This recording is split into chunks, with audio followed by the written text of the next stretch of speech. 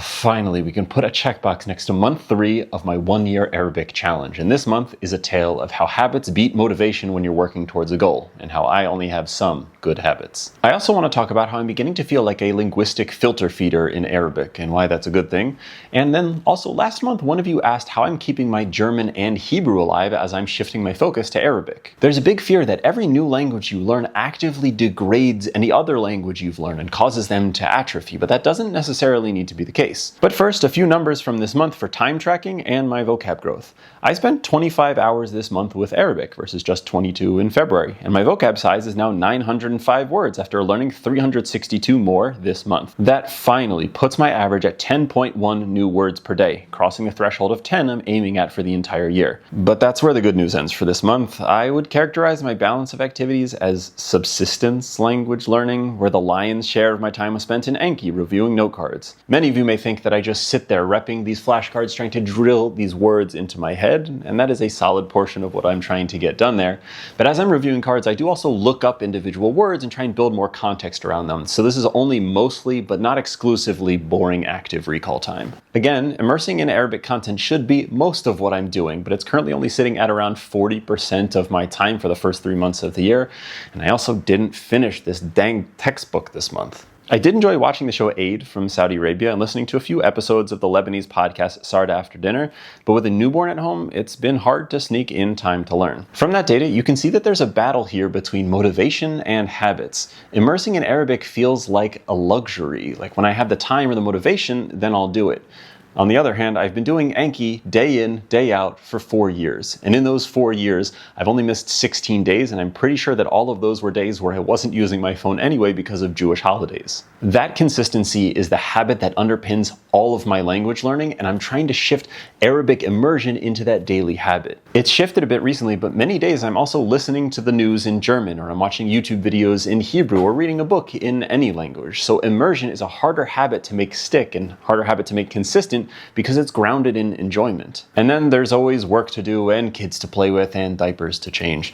James Clear, adapting the idea from the Greek philosopher Archilochus, said it best. You do not rise to the level of your goals. You fall to the level of your systems. And I haven't yet figured out the right system for immersion. This balance or imbalance of studying and immersion is absolutely not how I would prefer to or would recommend learning a new language. But because I have such a strong habit of doing my note cards every single day, my vocabulary is still growing, and I get these pops of motivation from when I do immerse. And when I do immerse in Arabic, I feel like the crabs at the end of Finding Nemo sifting through the bubbles. I am, please indulge me for a moment, filter feeding, linguistically speaking. What I mean is that, like I mentioned last month, I began listening to podcasts throughout the day in what we'll call passive immersions. That means no subtitles, no translations, it's just me listening to Arabic and going about my day. And I tried that out a few times this month with the podcast Sarda After Dinner. The first time I turned on an episode, I was in the car alone, and when the conversation started, I thought to myself, Billah alaik, what the hell are you doing? I couldn't parse any of the individual words, and then I thought,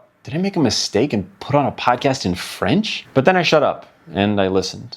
And at the beginning, I was just getting the gist of what they were talking about thanks to English phrases and words that they peppered into conversation.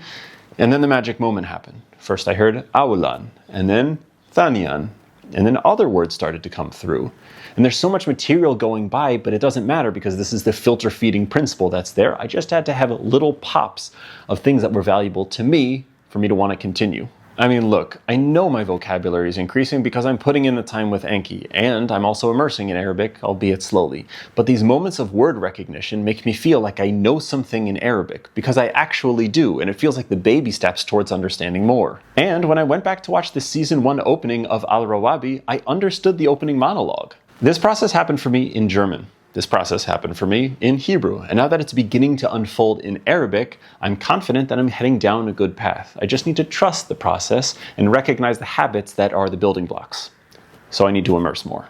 And now onto that question from last month. With all of this Arabic work taking place, German and Hebrew are integral parts of my life, and that's how I'm able to maintain them. As I've said before with language learning, you don't need a why, you need a what.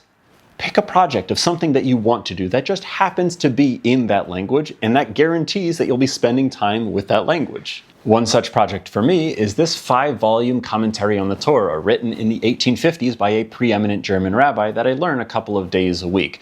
And as a profoundly not 1850s German person, this project is both interesting and challenging. All I'm doing is piggybacking on the Jewish custom to read a bit of the Torah each week and layering on German as a nice touch. And it's a similar story of how Hebrew is integrated into my life, where I'm reading books during my free time in Hebrew, and I'm keeping up with the news in the Middle East in Hebrew. And I'm also complementing my time birding by reading species accounts from a Hebrew field guide, and I've also learned the names of about 200 bird species in Hebrew.